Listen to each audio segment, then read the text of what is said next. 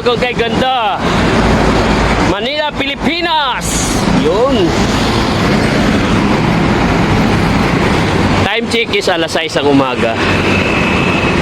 Nandito tayo ngayon sa Dolomite Beach Resort.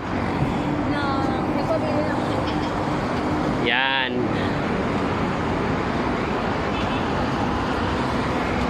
Yung pila sa US Embassy. Grabe. Ang daming gusto pumunta sa Amerika. Ayan, no. Actually, hindi naman Amerika lang. Yung mga iba man, mga seaman. Ganda rin pala talaga dito sa Dolomite Beach Resort.